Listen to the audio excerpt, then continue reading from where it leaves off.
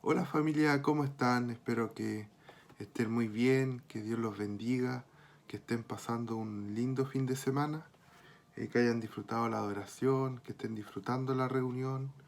Y bueno, nuevamente me tocó dar la enseñanza, gracias por la oportunidad, gracias a todos los que están presenciando esta palabra, que espero que sea palabra de Dios, que eh, Dios les pueda enseñar a través de la palabra que Dios me permitió enseñar esta vez y que el Espíritu Santo nos guíe para poder aplicarla. Bueno, como ustedes saben, bueno, los que me conocen más, saben que a mí me gustan mucho los libros.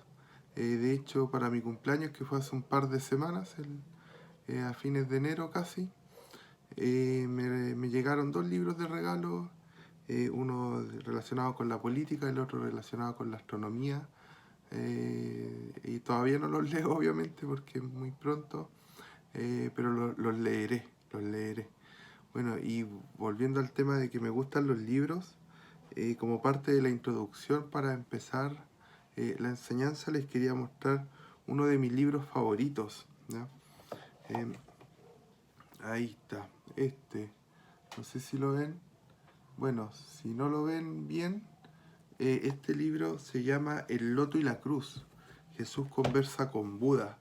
El libro, como para comentarle un poco de lo que se trata y por qué me gusta mucho, este libro trata de una conversación ficticia entre Jesús y Buda, y esta conversación gira en torno a una situación real que pasó en un país de Oriente. Me parece que es Tailandia. Y la situación real es esta. Una joven que se llamaba Priya, cuando empieza la historia tiene 17 años, vivía en un pueblo pobre con su familia. Entonces unos amigos le ofrecieron una oportunidad de trabajo en la gran ciudad de donde ella vivía. Y ella, contenta por la oportunidad de poder salir de la pobreza que vive en los países de Oriente, Tailandia, Singapur, como de esos lugares en la historia. Eh, Ella acepta y va con sus amigos a la ciudad. Lo que ella no sabía, que los amigos la engañaron. La engañaron y el trabajo que le habían ofrecido, que era para coser ropa, era mentira. En realidad, a la fuerza la metieron a un prostíbulo a trabajar. Y ella, sin nadie que la pudiese ayudar, se tuvo que quedar porque no la estaban obligando. Lamentablemente se quedó, pasó el tiempo, se empezó a trabajar en eso porque tenía que sobrevivir. En su momento quedó embarazada. Pues a causa de esto, ella eh, lo único que quería era tener a su hijo para abandonarlo y seguir trabajando en lo que estaba obligada a trabajar. Pues, y lo hizo. Lo hizo lamentablemente esta joven. Em, lo hizo, abandonó a su hijo y siguió trabajando. Siguió trabajando. em, Lamentablemente, por la pobreza que hay en estos países y la poca protección y educación sexual que hay, esta joven se enfermó de VIH. Era VIH positivo. Pero a ella no le importó porque tenía que sobrevivir, tenía que seguir trabajando. Y siguió trabajando sin importar a la cantidad de personas que iba a infectar y a la cantidad de familias que iba a destruir con respecto a esto. Pero ella tenía que sobrevivir, ella tenía que seguir trabajando. Y siguió trabajando sin importar el daño que estaba haciendo, pero llegó un punto en que esta enfermedad deterioró su cuerpo a tal grado que no pudo seguir trabajando. No pudo seguir trabajando, ella, en la desesperación, porque ya no sabía hacer nada más para sobrevivir. Buscó remedios caseros, buscó sanar de su enfermedad por todos los medios. De hecho, cuenta la historia que una de las cosas que hizo, tomó un brebaje a base de rana, obviamente no resultó. En la desesperación esta joven, como ya no tenía escapatoria, no veía una solución, tuvo varios intentos fallidos de suicidio, hasta que en una ocasión su casa se incendió y ella falleció dentro de su hogar. Falleció y por la investigación que se hizo, el incendio eh, fue, fue provocado, no fue un accidente, fue provocado. Y la única persona que estaba en la casa era ella. Entonces por fin logró lo que quería, que era suicidarse. Una historia bien cruda, la verdad, para empezar, no, como que no anima mucho, pero es verdad, es verdad. Este es un caso real de estos países, lo que nos comentaba la Débora la semana pasada. Realidad es que no estamos acostumbrados en Occidente, realidades que son ajenas a nuestra realidad, pero son muy cotidianas en estos lugares. Son muy cotidianas, la verdad. Bueno, volviendo al libro, el libro propone que como en estos países donde sucedió eh, esta, esta esta historia muy cruel que le sucedió a esta joven que se llamaba Priya. El budismo es muy popular, el 90% de la población es budista en algunos de estos países orientales. Entonces, si uno estudia un poco sobre qué trata el budismo trata de hecho, Buda buscó el porqué del sufrimiento y cuando pudo encontrar una respuesta, dio una solución a cómo liberarse del sufrimiento. Entonces seguramente Buda tenía algo que decirle a esta joven, al igual que Jesús, ya que Jesús, aunque el cristianismo no es muy popular en estos países, pero Jesús era muy popular entre las mujeres con las que intervino durante su ministerio. A pesar de la cultura machista judía del primer siglo, Jesús no hacía diferencia en tratar como con las mujeres, la mujer del flujo de sangre, la mujer samaritana. Tenía algunas discípulas que lo seguían, no de los 12 principales, pero había mujeres que lo seguían, que le servían. Habían el Jesús dentro de la época le dio mucha dignidad a la mujer. Entonces Jesús también tendría algo que decirle a esta joven Priya. Entonces la historia del libro gira en torno en la conversación de estos tres personajes, y entre Priya, Jesús y Buda, en torno al sufrimiento de esta mujer y el sufrimiento del mundo, y se va muy en filosofar o muy en lo profundo este libro. Muy interesante, a mí me gusta mucho. Como algo que destacar del libro, es el final. Si pueden leerlo, léanlo, es muy bueno. Em, pero en contraste con lo bueno del libro está el autor. No sé si muchos lo conocen, en el último tiempo se ha hecho muy conocido y les comentaré por qué. Ravi Zacharias. Este autor em, em, cristiano, em, él nació en India, él indio de nacimiento, pero él buscando la verdad en su juventud la encontró en el cristianismo. Entonces, a pesar de su entorno cultural, el autor de este libro se hizo cristiano cuando era más fácil ser o budista o hinduista. Él buscando la verdad, investigando, llegó a la conclusión de que el cristianismo era la verdad. Y este joven eh, se, se especializó tanto que no sé si sabían, pero este es uno de los grandes defensores de la fe a nivel internacional del último tiempo en el cristianismo. Uno de los grandes intelectuales en defensa de la fe alrededor del mundo. Él viajaba mucho defendiendo la fe en universidades, institutos, hacía debates contra ateos, una persona brillante intelectualmente. Él falleció el año pasado, en mayo me parece que falleció. Yo admiraba mucho a esta persona, veía videos, tengo otros libros de él, y como les decía, él falleció en mayo del año pasado, y en agosto del año pasado se supo algo muy terrible, del autor, de Ravi Zacharias. Se supo que él, a muchas mujeres lo denunciaron por casos de abuso sexual. Para el pueblo cristiano, cuando supo, no, las personas cercanas, él tiene un ministerio internacional con su mismo nombre. Si no hay evidencia, nadie lo podía creer, como una persona de tal magnitud en el cristianismo podía llegar a eso y ocultarlo por tanto tiempo, si es que fue así. Hicieron las investigaciones respectivas, ya que daba a dudar de que esto fuera cierto, pero según las investigaciones el caso es concluyente.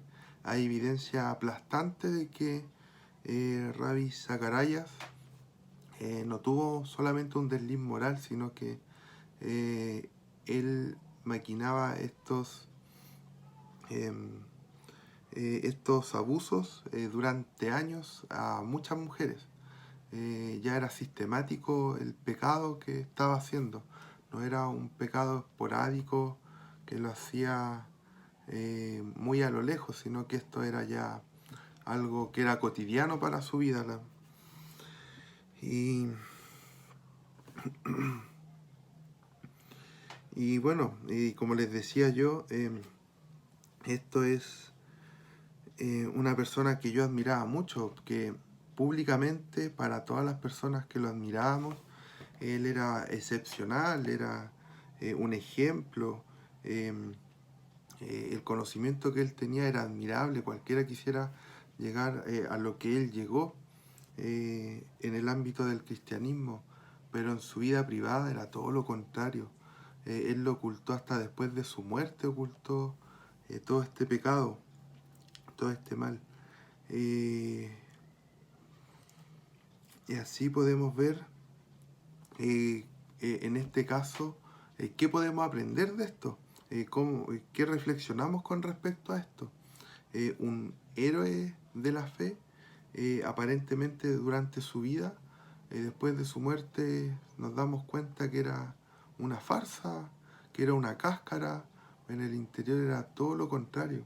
En lo público era un gran hombre y en lo privado era un mal hombre, para no decir otras cosas, era un mal hombre. Bueno, y reflexionando sobre cómo podía enfocar este tema, la vez anterior, hace un par de semanas que me tocó enseñé sobre el Sermón del Monte, en el capítulo 5. Quiero retomar el Sermón del Monte, pero no inmediatamente después de lo último que enseñé, sino que me voy a saltar un par de enseñanzas y nos vamos a ir directamente al capítulo 6, ¿ya? Para ver una reflexión con respecto a lo que les acabo de contar. ¿Ya? Entonces vamos a leer el capítulo 6, no completo algunas partes, pero vamos a leer primero del 6.1, que es del 6.1 al 4, que es lo primero que vamos a leer, que es que Jesús enseña sobre dar limosna. ¿Ya? Así que lo voy a leer. Dice así: cuídense de no hacer sus obras de justicia delante de la gente para llamar la atención. Si actúan así, su Padre que está en el cielo no les dará ninguna recompensa. Por eso, cuando des a los necesitados, no lo anuncies al son de trompeta como lo hacen los hipócritas en las sinagogas y en las calles, para que la gente les rinda homenaje. Les aseguro que ellos ya han recibido toda su recompensa. Más bien, cuando des a los necesitados, que no se entere tu mano izquierda de lo que hace la derecha, para que tu limosna sea en secreto. Así tu Padre que ve lo que se hace en secreto te recompensará. ¿Ya? Es conocido de que hay muchas instancias en donde por organizaciones X se hacen donaciones multimillonarias por medio de empresas, personas multimillonarias muy poderosas también han hecho donaciones a ciertas causas de forma pública, muy ostentoso, donando mucho dinero, em, llevándolo a un ámbito más cotidiano, ya que yo no conozco ningún multimillonario em, cara a cara, no me relaciono con ninguno de ellos, o como llevándolo a una experiencia personal con relación a esto, aunque parezca que he estado mucho tiempo en la viña, yo no he estado siempre en la viña. Este año voy a cumplir 10 años en la viña, o como dice un amigo, voy a cumplir recién 10 minutos. Em, pero yo he estado en otras iglesias antes, y en una de las iglesias que estuve, había una forma bien particular de entregar el diezmo. Eh, la forma que era muy diferente a la de la viña, la verdad. Yo era más chico también, no reflexionaba tanto sobre estas cosas. El diezmo era, uno lo entregaba en un sobre, el sobre tú tenías que poner tu nombre y la cantidad de dinero que entregabas de diezmo no, y antes que empezara la reunión o después que terminara la reunión, tú ibas em, tú ibas directamente donde el pastor, públicamente, delante de todos, y eh, al, le decías al pastor que acá está tu diezmo. Entonces lo que hacía el pastor, públicamente oraba delante de ti, delante de todos, por el diezmo que entregaste. La verdad, yo lo hice, yo lo hacía, y la verdad es que me hacía sentir súper bien. Eh, pero esa era la recompensa, la verdad. Como enseña Jesús, em, de hecho Jesús enseña todo lo contrario. Enseñaba todo lo contrario, de que si tú vas a dar, no lo des públicamente, no lo hagas para demostrar que eres bueno, para demostrarle a los demás lo espiritual que eres, o para mostrar lo obediente que eres, ya que a quien tú tienes que agradar es a Dios, no a los hombres. Pero haciendo estas cosas públicamente, para que todos te vean, no estás agradando a Dios, estás agradando a los hombres. Entonces la recompensa que vas a tener es la admiración de los hombres. Y lo que enseña Jesús es que tu mano derecha no sepa lo que da tu izquierda, o también como se podría parafrasear ahora, que tu perfil de Facebook no sepa lo que publicas en Instagram. Las redes sociales nos juegan una mala pasada, a veces con eh, hacer las cosas en lo secreto y no hacerlo en público. Hay algunas excepciones, sí, hay que publicitarse cuando uno tiene un negocio, o cuando alguien se está postulando a algo, o cosas así, pues, pero el tener una rutina de auto promocionándose por redes sociales, no sé si va acorde con la enseñanza de Jesús en esta área, por lo menos. Entonces acá vemos que Jesús insta a dar, no públicamente, no andar mostrándolo, sino hacerlo en secreto, en lo privado. ¿Ya? Eso es lo que les quiero recalcar. ¿Ya? Que en esta parte Jesús no le interesa que nosotros hagamos las cosas públicamente, aunque inevitablemente hay cosas que vamos a tener que hacer públicas, pero que en lo cotidiano, en lo privado, sea una costumbre, sea algo natural que lo hagamos. ¿Ya? Eso tenerlo claro. Pasando a la siguiente parte, inmediatamente vamos a leer Mateo 6, del 5 al 8, que Jesús enseña sobre la oración. ¿Ya? Y voy a leer. Esto es parte de lo que enseña Jesús sobre la oración, que es la parte que me quiero enfocar en el día de hoy, ya que después viene la parte del Padre Nuestro, que también es súper bueno ustedes estudiarla en la casa, lo que significa el Padre Nuestro en cada parte de lo que se recita en el Padre Nuestro. Pero no es lo que vamos a ver hoy, ¿ya? Así que lo voy a leer. Del 5 al 8. Cuando oren, no sean como los hipócritas, porque a ellos les encanta orar de pie en las sinagogas y en las esquinas de las plazas para que la gente los vea. Les aseguro que ya han obtenido toda su recompensa, pero tú, cuando te pongas a orar, entra en tu cuarto, cierra la puerta y ora a tu Padre, que está en lo secreto. Así tu Padre, que ve lo que se hace en secreto, te recompensará. Y al orar no hablen solo por hablar como hacen los gentiles, porque ellos se imaginan que serán escuchados por sus muchas palabras. No sean como ellos, porque su Padre sabe lo que ustedes necesitan antes de que se lo pidan. ¿Ya? Acá Jesús nuevamente algo parecido a lo anterior. No oren como buscando que los demás te escuchen para que veas lo espiritual como ora esta persona, aunque inevitablemente hay situaciones en las que vamos a tener que orar en público, pero tiene que ver más con la intención del corazón. Tú estás orando en público para que te escuchen orar y te admiren, o realmente oras de forma apasionada en público porque estás buscando a Dios. Entonces, eh, la primera de orar en público para que seas admirado es porque no oras en secreto, es porque no oras en lo privado. Tú oras para ser visto solamente, no oras para tener una relación con Dios. Pero si tú oras en público con la intención de buscar a Dios y por una pasión de buscar a Dios, esa pasión es reflejo de que tú estás buscando a Dios en oración en los secretos, diariamente, cotidianamente. Otra vez volvemos a lo que Jesús estaba enseñando, algo parecido a la enseñanza anterior con dar limosna, en que no busques la recompensa de orar o dar limosna en público, em, en los eventos, sino busca la recompensa o busca la relación de orar y de dar limosna en lo privado, en lo secreto. No en lo público, sino que la mayor riqueza está en orar en lo secreto. Y así tus oraciones van a ser escuchadas. Es algo muy parecido a lo de la enseñanza anterior. Y la siguiente es Jesús enseña sobre el ayuno.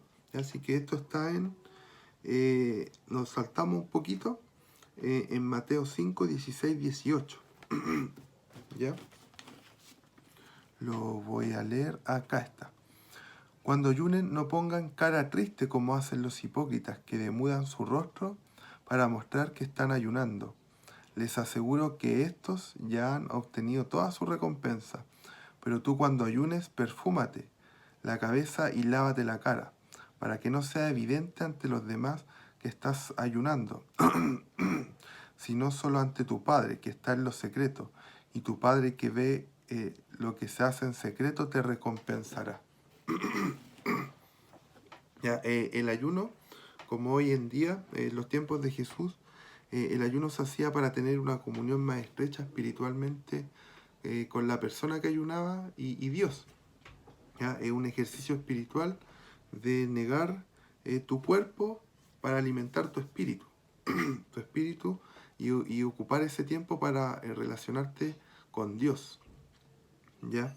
Entonces el ayuno busca aumentar la espiritualidad, una sana espiritualidad y una conexión entre tú y Dios. ¿Ya? En los tiempos de Jesús era obligatorio ayunar una vez a la semana. ¿Ya? Los fariseos o hipócritas, como los llama Jesús, ellos, además de ayunar el día que correspondía, agregaban 2 días más de ayuno. ¿Ya? Agregaban 2 días. Entonces a la semana ayunaban 3 veces a la semana. ¿Ya? El tema es que ellos no lo hacían piola, como decimos los chilenos, no lo hacían en secreto. Ellos se ocupaban la peor ropa, mostraban como demacrados sus rostros porque no estaban comiendo. Entonces mostraban que sí, que físicamente en su apariencia de que ellos ayunaban y lo mostraban seguido porque ayunaban 3 veces a la semana, no una sola vez. Entonces, por lo que dije, si el ayuno representa una espiritualidad mayor, una conexión mayor o una búsqueda mayor de la persona con Dios, entonces si tú demuestras que tú estás ayunando, públicamente tú eres una persona. En los tiempos de Jesús, alguien veía esto y veía, oh, él es súper espiritual. Él no es solo espiritual. Los fariseos deben ser súper espirituales, porque mira cómo están, mira cómo, cómo, eh, como el esfuerzo de ayunar. Mira, se nota su cansancio, su sacrificio para poder conectarse con Dios. Cuando Jesús conocía sus corazones, más lo hacían para aparentar esta conexión con Dios, pero lo que buscaban era la admiración de los hombres, y esta era su recompensa. Entonces, ¿qué decía Jesús? Jesús enseñaba todo lo contrario, como en las otras dos enseñanzas anteriores.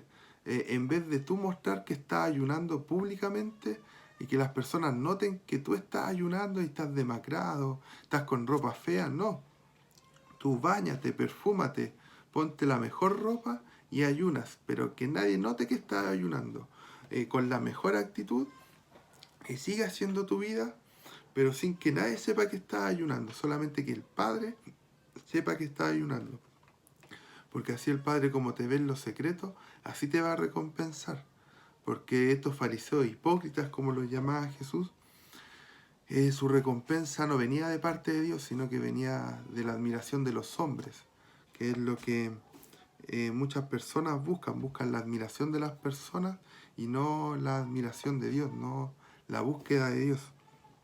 Entonces, no sé si será mucha coincidencia, pero estas tres enseñanzas son parecidas, son iguales, solamente que con otras áreas de la espiritualidad, el dar, la oración y el ayuno. Prácticas cristianas diferentes, pero la enseñanza sigue siendo la misma. Tres enseñanzas prácticamente iguales. Cambia solamente que una habla de el dar limosna o el dar, la oración y el ayuno. Pero las tres tienen el enfoque de no hacerlo en lo público, sino hacerlo en lo secreto, porque ahí está la recompensa. ¿Ya? Y no creo que sea coincidencia que sean que esté 3 veces, porque sabemos que el número 3 tiene que ver, bíblicamente tiene que ver con plenitud, con perfección. Por eso en la Biblia habla de que Dios es santo, santo, santo, 3 veces santo. ¿Ya? Un ejemplo del número 3 de la perfección. Entonces lo que yo veo acá, que estas tres enseñanzas que hablan de lo mismo, a lo que nos quiere llevar eh, a una plenitud de cómo vivir nuestra vida cristiana. A todo esto, el título de este tema, que no se los dije, es vivir cotidianamente. ¿Ya?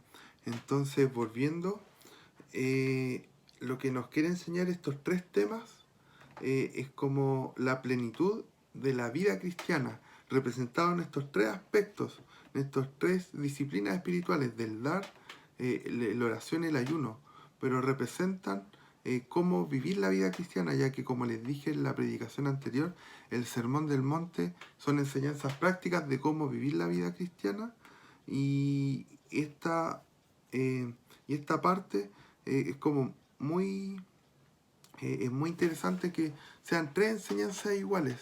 Entonces, en esta parte en específico, Dios nos quiere enseñar la plenitud de la vida cristiana, que la vida cristiana no se hace en lo público, no se hace buscando en lo público la recompensa del hombre, sino en lo cotidiano, en el día a día. Como una vez le escuché decir al tío Iván Rojas, bueno, yo le digo tío Iván porque, como les dije, yo llegué como hace 10 años y yo era más chico, entonces yo lo conocí por tío Iván. No sé si le moleste que todavía le diga tío Iván o que me hable por interno y me diga que si lo puedo tutear. Entonces, él lo escuché decir de que a ver, voy a buscar mejor bien, ya que el cristianismo no se vive solamente en eventos, sino que se vive en el día a día el cristianismo. Que hay muchas personas que viven buscando el evento, muchas personas cristianas que viven buscando el evento que va a cambiar tu vida. Hay muchas personas que viven su cristianismo solamente el día domingo. Muchas personas que buscan el encuentro con Dios en la conferencia tanto, en el taller de la conferencia tanto, en el los jóvenes que buscan llenarse del Espíritu Santo solamente en los campamentos de jóvenes, que es una vez al año, y a mitad de año en el comparte, eh, pero, pero y el resto de los días, ¿qué hacemos? Buscar a Dios solamente en los eventos es un error, como le escuché decir al tío Iván.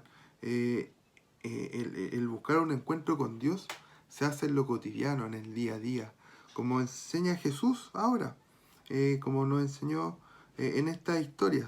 Eh, Cuando Jesús dice, busca a Dios en lo secreto, por lo general cuando se habla de lo secreto, son las instancias cuando estás solo, cuando nadie te ve, em, cuando estás solo en tu casa, cuando no estás con nadie de la iglesia, cuando no estás con algún líder, con algún pastor, en tu día a día. Entonces cuando Jesús nos dice, busca a Dios en lo secreto, nos está diciendo, busca a Dios diariamente. No lo busques solamente el día domingo, no lo busques solamente en estos grandes eventos de la viña o de la iglesia que estés participando o en el campamento de jóvenes. No, ahí vas a tener tu encuentro con Dios. Pero ¿y qué pasa el resto de los días? Lo que nos quiere enseñar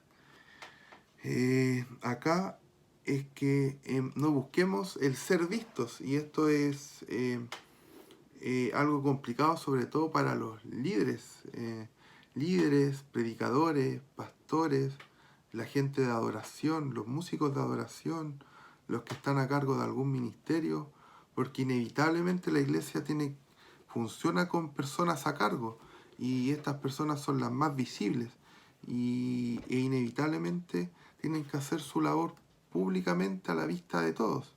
Eh, Todos ustedes me están viendo predicar y es una labor que tienen que hacer algunas personas.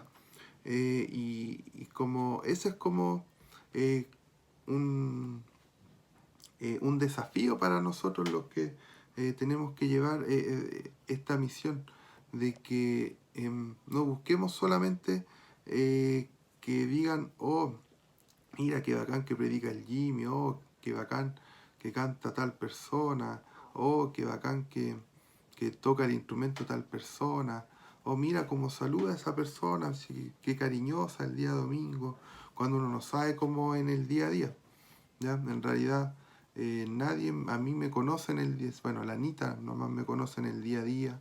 Eh, yo no conozco a muchas personas en el día a día, tengo una relación más cercana con algunas, pero no conozco en realidad profundamente cómo son las personas. Eso queda entre Dios y las personas. Pero em, el desafío que nos llama Dios es que a pesar de que a veces personas tengan que hacer cosas públicas, busquemos en lo privado a Dios y que lo que busquemos en privado sea el reflejo de lo que después hacemos en público. Y esto tampoco, aunque sí lleva una carga especial para pastores, líderes, gente a cargo de ministerio, gente de adoración, etcétera, es una carga para todos los cristianos, la verdad, porque dentro de la iglesia hay liderazgo, hay jerarquía eclesiástica, pero fuera de la iglesia, para la gente del mundo, somos todos iguales. Entonces, todos estamos a la vista de todos y, y seas pastor o no, fuera de la iglesia, tú sigues siendo un hijo de Dios, representante de Dios, y, y eres lo que las personas ven de Dios a través de ti en la vida cotidiana. Entonces, no porque no tengas un cargo o no en la iglesia o no estés a cargo de un ministerio, estás fuera de esta responsabilidad. Tú también tienes que buscar a Dios en lo secreto, buscar a Dios en lo cotidiano, buscar a Dios en el día a día. No, no, bueno, volviendo al tema de la introducción, no sigamos el ejemplo de Ravi Zacharias, de que públicamente, a la vista de todos, era una persona excepcional, un hombre de Dios a la vista de todos públicamente, pero después nos enteramos de que en realidad era una persona lejos del amor de Dios y lejos del amor al prójimo, al haber dañado a todas estas mujeres con las que extorsionaba, manipulaba para sacar provecho, un provecho indebido. ¿Ya? Eh, eh, bueno, pido que ojalá estas mujeres que sufrieron por culpa de esta persona puedan encontrar al verdadero Jesús, un verdadero representante de Dios, puedan encontrar el verdadero cristianismo y estas personas puedan ser sanadas, puedan ser restauradas del daño que se les hizo y puedan encontrar a un Dios que las ama, no un Dios que se quiera aprovechar de ellas. Y con respecto a Ravi, aunque es totalmente repudiable lo que él hizo, totalmente condenable, y a mí me causa una gran decepción, una gran pena, me da como entre comillas, un odio santo, pues, entre comillas, porque el odio no es santo, pero es como una rabia, una ira contra esto. Lo que he aprendido durante lo que he estudiado y los años de cristianismo es que en realidad todos tenemos la materia prima del pecado para llegar a hacer cosas como esta o cosas peores. Lo que nos salva es la gracia de Dios, y aferrarnos a Dios es lo que nos va a salvar de llegar a hacer cosas como las que les comenté de Ravi Zacharias o algunas cosas peores. Y pensar que no tenemos esto, estamos cayendo en el pecado del orgullo, y el orgullo es como la base de los peores pecados. Satanás está lleno de orgullo y sigue estando lleno de orgullo. Entonces, no seamos como Satanás, no creamos ser mejores que Ravi. Todos tenemos el potencial de llegar a ser unos monstruos, la verdad. Por la gracia de Dios, por la misericordia de Dios, por el amor de Dios y porque tenemos que buscar a Dios diariamente, es que podemos decirnos hijos de Dios y personas restauradas y personas que quieren servir a Dios. Pero aún así, no sigamos el ejemplo de este hombre, no sigamos el ejemplo de demostrar que nosotros somos grandes hombres de Dios públicamente, pero en lo privado estamos muy lejos del amor de Dios. Lo siento a todo lo contrario, lo siento a la Biblia, no a mirar a los hombres, sino ir a la Biblia. Y me pone muy contento que este caso no se dio a la luz y que no se escondió, para que se haga justicia. Y eso,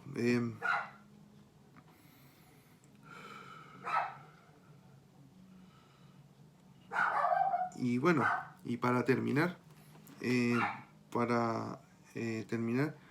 quería contar bueno, ustedes saben que yo cuento chistes, los que me conocen de mucho tiempo, me gusta contar chistes, soy bueno para la talla. Voy a dar un chiste acorde a la situación para poder animarlos. ¿Ya? Bueno, disculpen el perro que está ladrando atrás, no puedo hacer nada al respecto. Oremos para que el perro se calle. Bueno, el chiste es el siguiente. Había una vez una tortuga, ¿ya? que se estaba subiendo arriba de un árbol. Como tortuga le costaba subir al árbol, pero lo intentaba, se subía y al árbol más alto y se subía a la copa del árbol, a la parte más alta y se tiraba la tortuga. Se tiraba al vacío, se tiraba al cielo y se azotaba en el suelo. Se quedaba de espaldas, se daba vuelta, quedaba de pie de nuevo con sus 4 patitas y de nuevo subía el árbol, escalaba el árbol, lento, pero lo escalaba. Llegaba a la cima del árbol y se tiraba de nuevo y se azotaba de nuevo en el suelo. Y así estuvo todo el día, y a lo lejos miraban 2 pájaros y miraban este espectáculo. Todo el día la tortuga subía como podía, escalaba el árbol, llegaba a la cima y, se azotaba. Y estos 2 pájaros se quedaron mirando y uno le dice al otro, oye, y si le decimos, oye mi amor, y si le decimos a nuestro hijo, a la tortuga que es adoptada por nosotros. Entonces, la tortuga tenía mentalidad de pájaro porque era adoptada por pájaros, pero no era pájaro. Entonces la tortuga lo que hacía, actuaba como pájaro, pero no era pájaro. Pero en cambio, nosotros, a diferencia de la tortuga, nuestro eh, Padre Celestial, Dios, tiene el poder de transformarnos. Tiene el poder de transformarnos bueno, como dice la Biblia, nosotros somos hijos por adopción de Dios. En Romanos 8, 14, 15. Entonces, por naturaleza no somos hijos de Dios. No nacemos siendo hijos de Dios, entonces somos como esta tortuga y estos pájaros. Entonces, por más intentos que hagamos, por nuestros propios medios, no vamos a llegar a ser hijos de Dios. Tenemos que ser transformados. Y por este poder transformador de nuestro Dios, es que podemos llegar a ser hijos de Dios. Podemos llegar a tener estas alas y no azotarnos en el suelo, sino poder volar y poder estar en este encuentro con Dios. Y este encuentro con Dios, aunque no puedo negar de que hay grandes encuentros de personas con Dios que de la noche a la mañana se convierten y son grandes hombres de Dios. Por lo general, estos cambios que hace Dios, esta transformación es gradual, es en el día a día, es en la cotidianeidad. En la búsqueda diaria de Dios es cuando estos cambios y esta relación se fortalece cada vez más. Entonces, los insto a, como el valor de la viña, ser naturales en la búsqueda de Dios. Ser naturalmente sobrenatural. Y esto solamente, esta naturalidad de la búsqueda de Dios, no se logra buscando a Dios en eventos especiales o esporádicamente. Esta naturalidad de la búsqueda de Dios solamente se va a dar cuando buscamos a Dios diariamente, en lo cotidiano, día a día. Los insto a buscar a Dios, a dar, los insto a orar, los insto a ayunar, los insto a vivir toda su vida cristiana en la cotidianeidad. Y no estamos solos tampoco, podemos hacer esta búsqueda en grupos, en amigos, con la iglesia. Podemos hacer búsquedas cotidianas, pero no solamente en los eventos, no solamente cuando el consejo, los pastores hacen las instancias de búsqueda del reino de Dios, sino que lo podemos hacer en otras instancias. Y si te sientes débil, te sientes espiritualmente flojo o espiritualmente decaído, aquí estamos todo el resto de la iglesia para apoyarte. No estás solo en este camino. Eso es lo genial, que nunca estás solo en este camino, en la búsqueda de Dios. Así que los insto ayudar a otras personas en esta búsqueda de Dios, a discipular, a guiar, a enseñar, y estemos dispuestos a aprender también. Así que ese sería el tema de hoy, de vivir cotidianamente la búsqueda de Dios. Vivir cotidianamente la búsqueda del reino y no en los eventos en los eventos importantes de la vida cristiana, sino cada día es un evento importante en la búsqueda de Dios. Los invito a orar para terminar. Eh, Dios, te doy gracias por esta oportunidad de poder predicar.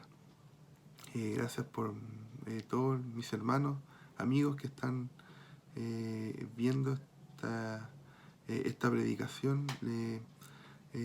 Pido que el Espíritu Santo les revele lo que sea necesario para sus vidas por medio de tu palabra, de esta palabra que di, que pueda calar en sus vidas, en sus corazones, en su día a día. Pido que puedan tener una búsqueda cotidiana, una búsqueda viva, que así como buscamos diariamente otras cosas, redes sociales, videojuegos, algunos hobbies, que busquemos diariamente con pasión de ti, Dios. De diferentes formas podemos buscar de ti, dando al prójimo, orando, ayunando, leyendo tu palabra, viendo algún recurso cristiano por plataformas de redes sociales, YouTube, páginas de Facebook, Instagram. Hay mucho recurso cristiano también. Te pido que puedas bendecir a cada uno de mis hermanos, que puedan tener un lindo domingo en familia o con sus seres queridos, y que esta semana sea diferente en la búsqueda de ti, Dios. Gracias, Padre, por todo esto. Bendice tu iglesia alrededor del mundo. Bendice a los que están sufriendo. Ayúdalos, Dios. Ayúdanos a hacer esta mano a estas personas que sufren. Gracias, Padre. Gracias por todo esto en el nombre de Jesús. Amén. Bueno, como dije en la oración, que tengan un bonito domingo, un lindo término de semana, y que sea una buena semana con un nuevo enfoque de la búsqueda de Dios. Los queremos mucho como familia, los queremos mucho como representando hoy día al liderazgo, los queremos mucho a los miembros de la iglesia, y eso, que estén muy bien. Chao.